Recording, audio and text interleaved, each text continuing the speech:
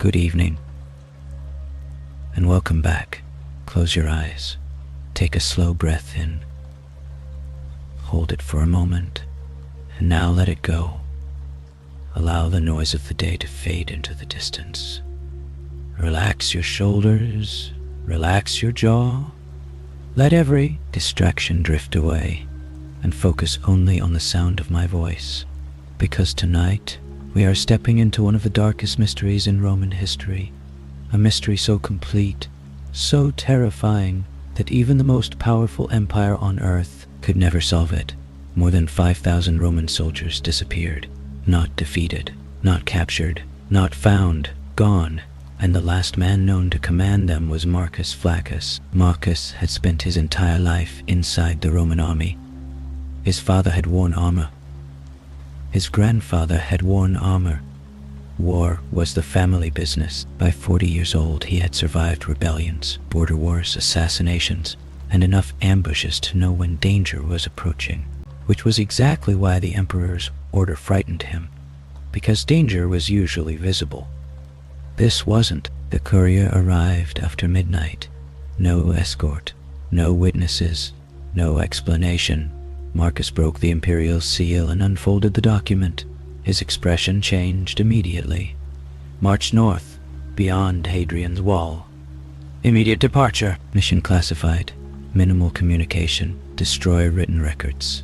The order contained no objective, no target, no enemy, nothing. For the first time in years, Marcus felt something close to fear. Someone in Rome was hiding the truth. Someone in Rome was hiding the truth. At sunrise, the legion assembled.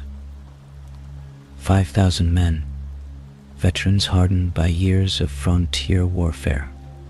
Archers, engineers, scouts, cavalry, a moving city of soldiers, the finest military machine in Britain. Yet rumors already infected the ranks.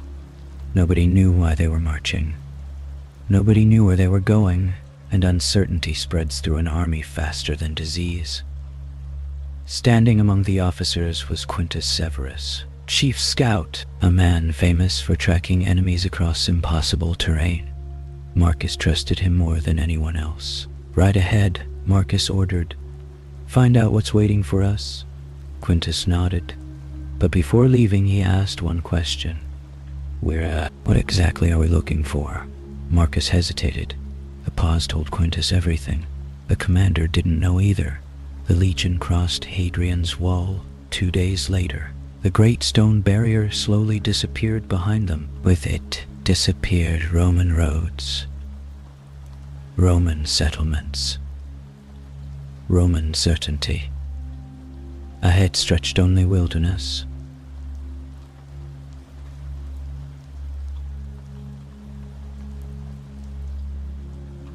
Fog-covered valley, dark forests, cold hills, perfect. The first warning arrived 3 days into the march.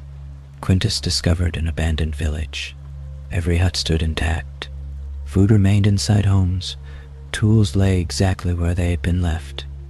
There were no bodies, no signs of violence, no indication anyone had packed belongings. The entire population appeared to have vanished during an ordinary day. Marcus personally inspected every structure. The more he searched, the less sense it made. Then another abandoned settlement appeared. Then another, then another. The pattern became impossible to ignore. Entire communities were gone, not destroyed. Gone. Soldiers whispered around campfires. Something was driving people away. The question was what? That night a courier disappeared. Lucian, young, reliable, fast. His job was simple: carry messages back south. He left camp shortly after sunset. He never arrived. Marcus launched an immediate search. Quintus led 20 mounted scouts through the darkness. Hours later, they found Lucian's horse wandering alone. The animal was unharmed, its saddlebags untouched, its supplies intact. Lucian himself was nowhere to be found. No footprints, no blood, no signs of struggle, nothing. as if the messenger had dissolved into the night air. When Quintus reported back to camp, silence spread through the legion. Every soldier understood the implication. A trained courier had vanished on open ground. An impossible event. Yet it had happened. Marcus doubled the guards.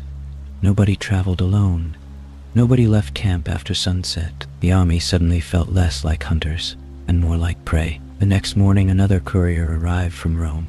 Marcus expected answers. Instead he found another order. Continue north immediately. Do not retreat. Do not retreat. The wording felt desperate.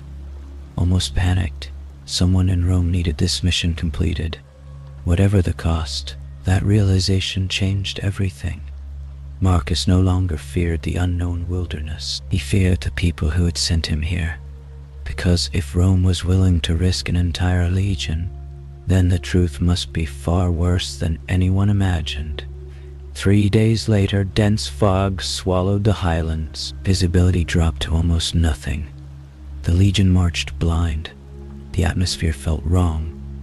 No birds, no animals, no movement, only boots striking wet earth. Then Quintus saw them. Shapes moving inside the mist, dozens, maybe hundreds, keeping pace with the army. Always distant, always watching, never approaching. Marcus ordered pursuit. A cavalry detachment charged into the fog. The sounds of hooves echoed briefly, then stopped. No battle cries, no screams, no return, nothing. The riders simply vanished. Panic threatened to spread. Marcus forced the army forward, but Quintus was already investigating. Hours later, he returned pale, shaken, carrying information that froze the blood of every officer present. He had found tracks, thousands of tracks, surrounding the legion from every direction. Closing tighter each day, an invisible force was herding 5,000 Roman soldiers deeper into the highlands. And then Quintus revealed the most terrifying detail of all. The tracks were not heading toward the legion. They were guiding the legion.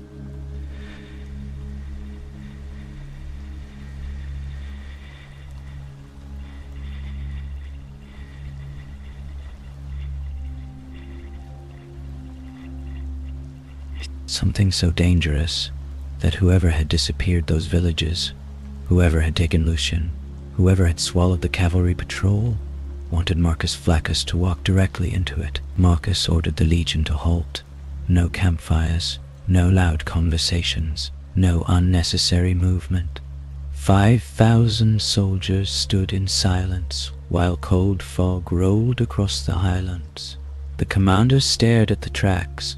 Quintus had discovered thousands of footprints, not scattered, not random, organized, deliberate. Every trail curved around the Roman column. Whoever made them wasn't attacking.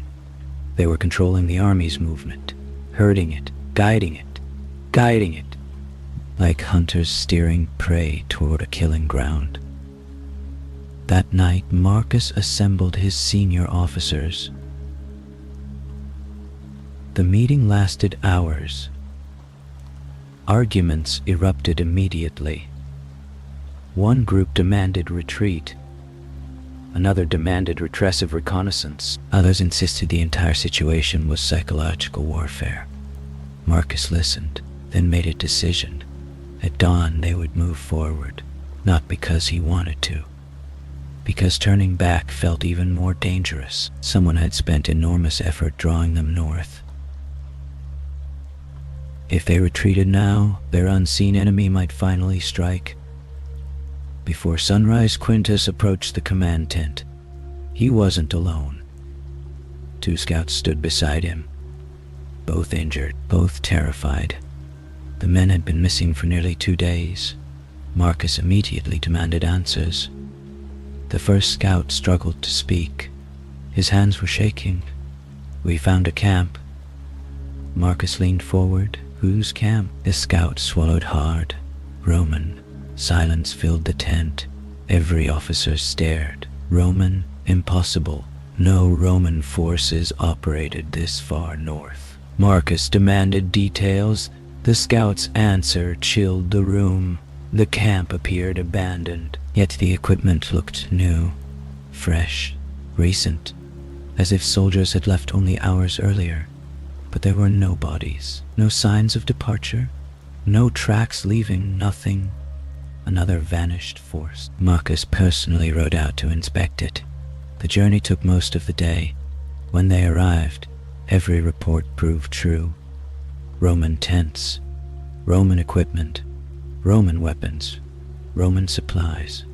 Everything arranged perfectly, everything abandoned. It looked like an entire military force had evaporated. Then Quintus found something buried beneath a collapsed tent. A bronze military marker. Marcus picked it up. His expression changed instantly. The inscription revealed the impossible. The camp belonged to a Roman unit officially destroyed more than 20 years earlier. Nobody spoke. Nobody moved. Marcus read the inscription again. Then again. It didn't change. The dead unit's name remained engraved in metal. A formation that should not exist. A camp that should not exist. Deep inside hostile territory. That night, Marcus could not sleep. Questions multiplied. Had Rome sent previous expeditions? Had those expeditions vanished too? Was that why the mission had been classified? The realization struck him suddenly. The Emperor had not sent them to discover the mystery. The Emperor already knew there was a mystery. Marcus and his legion had been sent into it, far to the south. Something equally alarming was unfolding. Lucian was alive, barely. The young courier awoke inside a stone shelter hidden among the hills. His memory was fragmented. He remembered riding, fog, movement, then darkness. Now strangers watched him, not Roman soldiers, not tribal warriors, something in between, disciplined, organized, armed, and apparently expecting him. Over the next 2 days, Lucian learned enough to become terrified. The group knew details about Roman operations that should have been secret. They knew Marcus's route. They knew troop strength. They even knew the contents of certain military messages. Someone inside the Roman command structure was feeding information north. Someone powerful, someone close to the Emperor. Lucian realized he possessed information that could save the Legion. He also realized escape would be nearly impossible. Back with the Legion, disaster struck before dawn. A sentry disappeared. Then another. Then 3 more. No screams, no struggle, just empty posts. Marcus launched immediate searches. Nothing. The missing soldiers seemed to have walked into darkness and never returned. Fear exploded through the ranks. Discipline began cracking. Veterans whispered about curses. Officers argued openly. For the first time, Marcus saw panic spreading through his army. Then the attack finally came. Not a massive battle. Something worse. A trap. As the Legion crossed a narrow valley, hidden rock slides thundered down from both sides. The earth shook. Massive boulders crushed men instantly. Entire sections of the column vanished beneath stone and dust. Chaos erupted. Soldiers scrambled for safety. Commands became impossible to hear. And through the confusion, arrows began falling from the fog. Marcus fought desperately to restore order. The Legion formed defensive positions, shields locked, standards raised.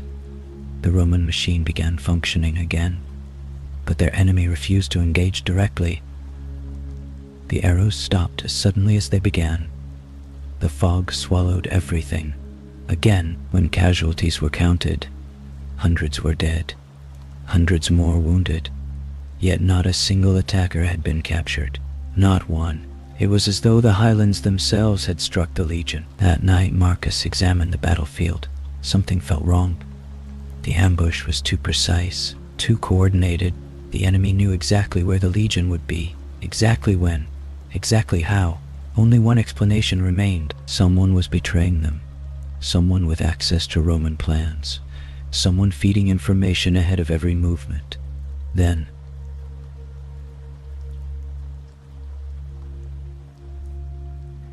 The messenger looked exhausted, terrified, as if he had ridden without rest. He handed Marcus a sealed document. Marcus broke the seal, read the message, then immediately ordered every officer into his tent. The note contained only one sentence, a sentence so shocking that Marcus read it aloud twice to ensure he hadn't misunderstood. Trust no orders delivered after this message. The room fell silent, because the message itself was an order, and if it was genuine, every instruction they had received could be compromised. Every report could be false. Every commander could be manipulated. The Legion was no longer trapped only by an enemy in the highlands. It was trapped between two enemies, one hiding in the fog, and one hiding somewhere inside the Roman Empire itself. And Marcus had just realized something horrifying. The conspiracy was much larger than the mission, much larger than Britain, possibly large enough to reach the Emperor's inner circle. And somewhere in the darkness, Lucian had discovered proof. Marcus dismissed the officers one by one. Nobody spoke as they left the tent. Nobody knew whom to trust anymore. That was the most dangerous weapon of all. Not swords, not arrows, doubt. Doubt could destroy an army faster than any enemy. The commander remained awake until sunrise, studying maps spread across his table. Every route seemed wrong. Every option felt manipulated. If the mysterious warning was genuine, someone inside Rome had been issuing false orders. If the warning was fake, then someone wanted Marcus to distrust Rome itself. Either possibility led to disaster, and somewhere beyond the campfires, an unseen enemy was waiting for him to make the wrong choice. Hundreds of miles away, Lucian finally made his move. For 3 days he had watched, listened, memorized guard patterns. The people holding him captive were disciplined, but not careless. They believed he was frightened. They believed he knew nothing important. Both assumptions would prove fatal. Just after midnight, Lucian slipped through a gap between two storage shelters. No dramatic fight, no heroic confrontation, only speed, silence, desperation. He ran into darkness. Branches tore at his clothes. Sharp rocks cut his hands.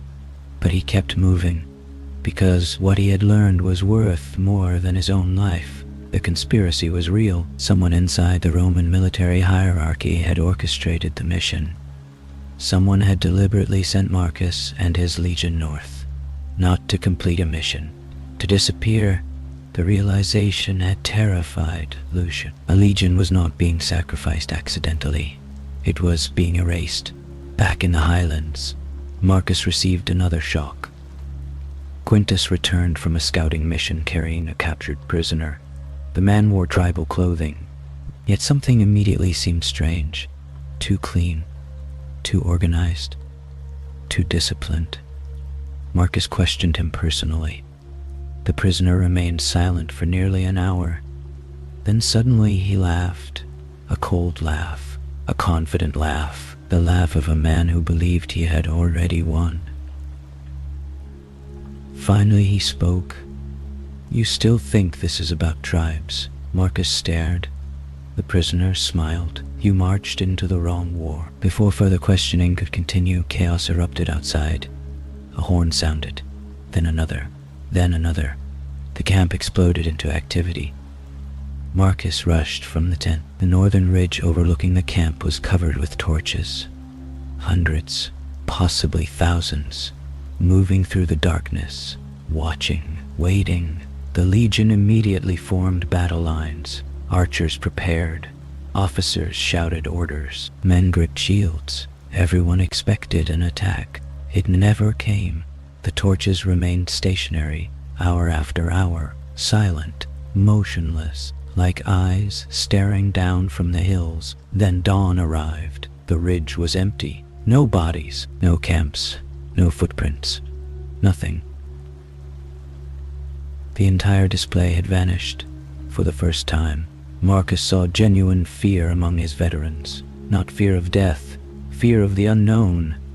The enemy was controlling the pace of the campaign, controlling information, controlling movement, even controlling morale. And the Romans could do nothing to stop it. That afternoon, Lucian finally reached a Roman outpost. Exhausted, half-starved, barely conscious, he demanded to speak with the commander immediately. The commander listened carefully, then grew pale, very pale, because Lucian revealed names, Roman names, senior officials, men with influence, men with power, men connected to the secret mission. The outpost commander immediately prepared a report for Rome. The document never arrived. 3 hours after leaving the outpost, the messenger carrying it was found dead beside the road. The report was gone. Someone was cleaning up evidence, someone powerful, someone efficient, and they were moving faster than Rome itself. Meanwhile, Marcus finally decided to change strategy. He would not continue north. He would not follow the mysterious route anymore. The legion would turn south at first light, return to Hadrian's wall, return to certainty, return to certainty, return to Roman territory. The decision should have saved them. Instead, it triggered disaster. Just before dawn, Quintus arrived with urgent news. He had discovered fresh tracks. Thousands of them. Again, only this time, they weren't surrounding the legion. They were blocking every southern route, every pass, every valley, every escape path. Marcus refused to believe it. He personally inspected the evidence. Hours later, he returned grim-faced. Quintus had been correct. The legion was trapped. Completely. Someone had anticipated the retreat before Marcus had even announced it. The implications were horrifying. Their enemy knew their decisions almost immediately, perhaps before the officers themselves. There could only be one explanation: a spy. Inside the legion, Marcus ordered an investigation. Officers questioned, messages examined, supply records reviewed. The hunt began. Then another body appeared.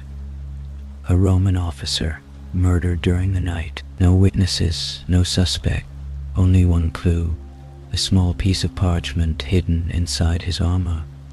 Marcus unfolded it. His blood ran cold. The parchment contained troop movements. Future troop movements, orders that had never been publicly announced, orders known only to Marcus and a handful of senior commanders. The leak was real. The conspiracy was inside the legion. That night, Marcus gathered his most trusted men, Quintus among them. The commander revealed everything: the fake orders, the conspiracy, the murdered officer, the possibility that one of their own was feeding information to the enemy. The atmosphere inside the tent became suffocating. Nobody trusted anyone. Every glance became suspicious. Every silence became dangerous. Then Quintus made a shocking discovery. A discovery so devastating that Marcus initially refused to believe it. The evidence pointed toward one of the highest-ranking officers in the entire legion. A man who had marched beside Marcus for years. A man he considered a friend. A man with full access to every military plan. Marcus immediately ordered the officer arrested. The guards entered his tent. Moments later, they returned, empty-handed. The officer was gone, vanished, along with several confidential documents. And worse, several hundred soldiers loyal to him had disappeared too. The betrayal was finally visible. The conspiracy was no longer hidden, and somewhere in the fog-covered highlands, a traitor now possessed everything needed to destroy the legion completely. Marcus had one chance left to stop him, but as night descended across the Scottish wilderness, signal fires suddenly appeared on every surrounding hill. Hundreds of them, then thousands, stretching farther than the eye could see. The legion was no longer being hunted, it was being encircled, and the trap that had been building for months was finally ready to close. Marcus stood motionless as the signal fires spread across the horizon. One ridge, then another, then another. Within minutes, the highlands seemed to be burning. Thousands of lights, thousands of signals, thousands of messages racing through the darkness. and every single one carried the same meaning. The Romans were trapped. The commander summoned every remaining officer. No speeches, no attempts to inspire courage. There was no time. The situation had moved beyond morale, beyond confidence, beyond hope. Now it was survival, pure and simple. Quintus arrived carrying even worse news. Scouts had located movement in every direction. Large forces, organized forces, not tribes acting independently, not scattered war bands. An army, perhaps several armies, coordinated, disciplined, waiting. Marcus immediately understood the true scale of the deception. Waiting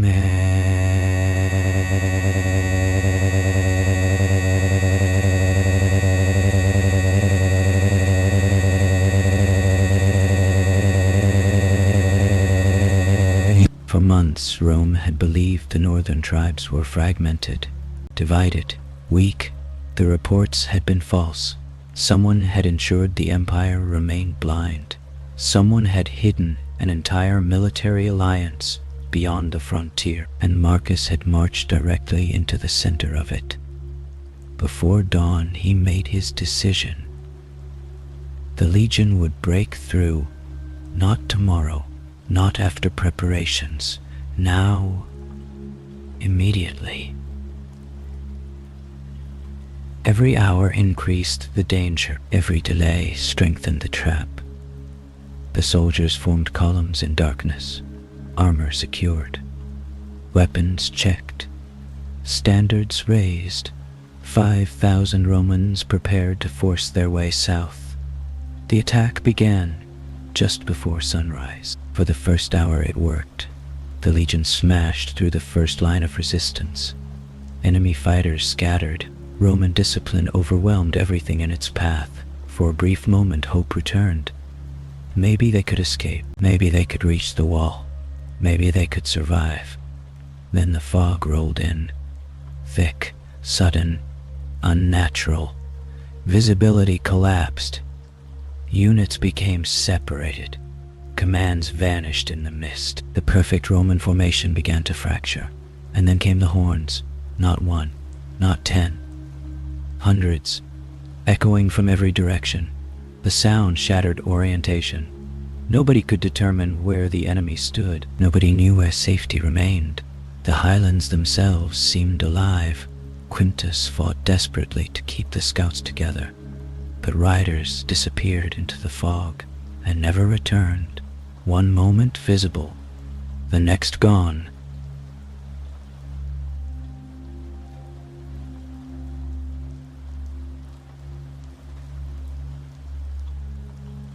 Swallow. The same thing happened again, and again, and again.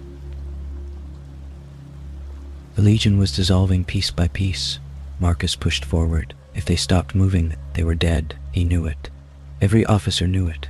Momentum was their only weapon. Then a wounded scout staggered into the command group. Blood covered his face. His voice barely worked. But the message froze everyone. The traitor had joined the enemy, and he carried Roman battle plans with him. Every formation, every route, every contingency, everything. The enemy wasn't predicting Roman actions anymore. They knew them. Hours later, the legion reached a narrow valley. Marcus hated it immediately. Too confined, too exposed.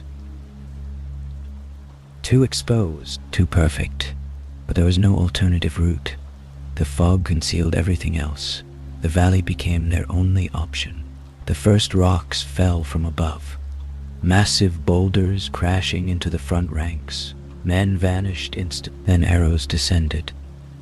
Thousands of arrows. The sky darkened. The legion locked shields. The famous Roman testudo formation appeared. For a moment, it worked. Then fire arrows struck. Then more rocks. Then attacks from both ridges. The trap had sprung. Marcus fought in the center of the chaos. For years he had commanded battles. Now he was surviving one. The distinction mattered. Because command requires control, and control was gone, completely gone. Some units attempted to climb the ridges. None returned. Others tried retreating. The rear was already blocked. Every path led into violence. Every choice led into another trap. Then Marcus saw something impossible. Roman standards ahead. Roman soldiers ahead. A complete Roman formation emerging through the fog. Relief surged through him. Reinforcements. At last, then Quintus grabbed his arm. "Look closer."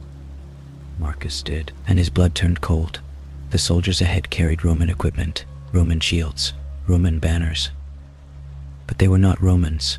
The enemy had captured equipment from previous disappearances, previous expeditions, previous victims. How many had vanished before them? How many armies had entered these highlands and never returned? Marcus suddenly realized the answer might be far greater than anyone imagined. The battle continued until darkness, then beyond darkness. Hours blurred together. The legion fragmented into isolated pockets, groups of survivors fighting alone, cut off, surrounded, disappearing. Meanwhile, Lucian raced south carrying the final truth. He had escaped the conspiracy, survived the pursuit, recovered evidence. And now he possessed proof that powerful Roman officials had engineered the entire disaster. If he reached Rome, everything would change. He never arrived. Near the frontier, his horse was discovered wandering alone, just like before, alive, uninjured, abandoned. Lucian himself was gone. No body, no blood, no clues, nothing. The last witness had vanished. Back in the highlands, the final messages stopped. The final signals ceased. The final scouts disappeared. One by one, the remaining fragments of the legion were erased, until eventually there was nothing left. No reports, no survivors, no commander, no army. Silence, complete silence. Weeks later, search forces entered the region. They expected battlefields, mass graves, abandoned equipment. Something, anything. They found almost nothing. A shield here, a helmet there. Fragments, scattered traces. Enough to prove the legion had existed. Not enough to explain what happened. Marcus Flaccus was never found. Quintus Severus was never found. Lucian was never found. 5,000 soldiers vanished from history, along with their standards, their records, their commanders, their answers. Yet the most frightening discovery came years later, buried inside forgotten archives, hidden beneath classified correspondence. Investigators uncovered evidence suggesting the mission itself should never have happened. Key documents had been altered, orders rewritten, records erased, entire sections of the operation deliberately concealed. Someone inside the Empire had manipulated events from the beginning. But before names could be confirmed, the investigation ended, abruptly, quietly, permanently. More records disappeared. More witnesses vanished. More questions emerged. And so the mystery survived, decade after decade, century after century. Not because nobody searched, because every path ended the same way, with missing evidence, missing witnesses, missing answers. Yet one question remained more terrifying than all the others. What if the Legion was not the target? What if the Legion was only the first victim? What if the true purpose of the conspiracy had never been discovered? And what if somewhere beyond the northern frontier, the people responsible simply vanished into history, waiting for their secret to die with them? But secrets rarely die, and nearly 2,000 years later, the final fate of Marcus Flaccus, the betrayal that doomed his legion, and the force that swallowed 5,000 Roman soldiers whole, remain hidden in the fog, waiting, silent, unsolved, and perhaps far more dangerous than anyone ever realized. For nearly 2,000 years, the silence remained undefeated. Empires rose, empires collapsed. Kings claimed certainty, scholars claimed certainty, generals claimed certainty. Yet, The fate of Marcus Flaccus and his legion remained hidden somewhere beyond the reach of proof. The mystery refused to die because every generation discovered something new, and every discovery only made the puzzle larger. Decades after the disappearance, Roman investigators returned north again. The empire still wanted answers, not out of curiosity, out of fear. Because armies do not simply vanish. If 5,000 soldiers could disappear without explanation, then no frontier was truly secure. No commander was truly safe. No emperor truly controlled his empire. One search party uncovered remnants of an old battlefield, broken weapons, fragments of armor, human bones. At first the discovery seemed promising. Finally, evidence. Finally, a conclusion. Then the examination began. The remains belonged to dozens of different groups, different tribes, different periods, different conflicts. The site answered nothing. It merely created more questions. Years later, another expedition reported discovering Roman equipment deep within the highlands. Shields, helmets, pieces of military gear. The discovery spread excitement through the empire. Perhaps this was the lost legion. Perhaps the mystery was ending. Then came the problem. The equipment represented several different Roman units. Some existed decades apart. Some had never served together. The artifacts seemed gathered, rather than abandoned, collected, stored, almost displayed. Someone had been preserving trophies, but who? Meanwhile, the conspiracy surrounding the mission refused to disappear. Investigators examining military archives discovered missing records, entire sections erased, orders rewritten, signatures altered. The deeper they searched, the more disturbing the evidence became. The disappearance had not simply been followed by a cover-up. The cover-up appeared to have begun before the legion even marched. That revelation terrified officials because it suggested intent, planning, premeditation. Someone had expected the mission to fail. Someone had expected the legion to disappear. Centuries later, the Roman Empire itself collapsed. The administrators died. The records decayed. The witnesses vanished. But the story survived, whispered, retold, transformed into legend. Some believed Marcus Flaccus had been betrayed by ambitious politicians, a disposable commander sacrificed to hide corruption. The theory made sense. Rome possessed no shortage of political enemies, no shortage of conspiracies, no shortage of men willing to trade lives for power. Others believed the legion had encountered an alliance unlike anything Rome expected. Not scattered tribes. A coordinated military force operating in complete secrecy, a force that defeated the Romans and then erased every trace of victory. That theory also made sense.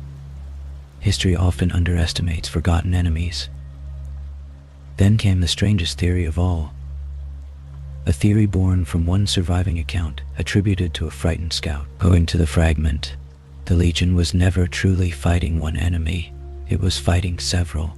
Competing factions, competing conspiracies, different groups manipulating events for different purposes. The legion had become trapped in the center of a conflict it never understood. A pawn, a sacrifice, a piece removed from the board. And then there was Lucian, the missing messenger, the man carrying evidence, the man who vanished twice. His story haunted historians more than any other, because Lucian represented the final chance to expose the truth. If he reached Rome, names might have been revealed, the conspiracy might have collapsed, the mission might have been understood. Instead, he disappeared, and with him disappeared the answers. Yet one detail continued bothering investigators. The horse, always the horse. Found alive, found healthy, found alone, exactly as before. A tiny clue, almost meaningless, yet impossible to ignore, because it suggested interruption, not battle, not accident, interruption. Someone had stopped Lucian deliberately. Someone had wanted the evidence erased. The years became centuries. The centuries became millennia. And eventually history itself transformed into speculation. Theories multiplied, truth diminished, the mystery survived. Then, long after Rome had become memory, a discovery emerged from the earth. Workers uncovered a small Roman cache hidden in a remote valley. Inside lay military items, personal belongings, letters, fragments. Most were unreadable, destroyed by time. Except for one damaged piece of writing. Only a few lines survived. No complete explanation, no confession, no solution. Just a warning apparently written by someone inside the doomed expedition. The surviving words chilled every historian who studied them. They already know where we will go next. Nothing more. The remainder was gone, destroyed, lost forever. Yet those few words changed everything, because they confirmed the worst fear Marcus ever faced. The enemy always knew every movement, every decision, every plan. Someone was feeding information from inside. But who? The traitorous officer? A network of spies? Officials in Rome? A rival faction within the military? The fragment provided certainty about the betrayal. Nothing else. And so we arrive at the same place where countless investigators arrived before us. The edge of the fog, the boundary between evidence and imagination, the place where history stops speaking. Marcus Flaccus marched north with more than 5,000 soldiers. Quintus Severus warned of danger nobody could understand. Lucian carried information powerful enough to threaten hidden enemies. Then all three vanished, along with an entire legion, along with its banners, along with its records, along with its future. Perhaps they were betrayed. Perhaps they uncovered something larger than Rome itself. Perhaps the conspiracy succeeded exactly as intended. We do not know. That is the truth. The uncomfortable truth. The enduring truth. What remains is not certainty. What remains is absence. A gap in the historical record. A wound that never healed. A mystery that survived emperors, kingdoms, and centuries. Because some stories end with victory. Some stories end with defeat. And a very rare few end with something far more unsettling. They end with a question. Somewhere in the cold highlands beyond Hadrian's wall, 5,000 Roman soldiers marched into the mist, their commander searching for answers, their scout searching for threats, their messenger carrying secrets.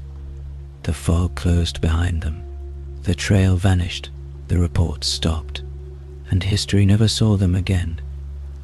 The mystery remains, the silence remains, and in that silence, the lost legion still marches.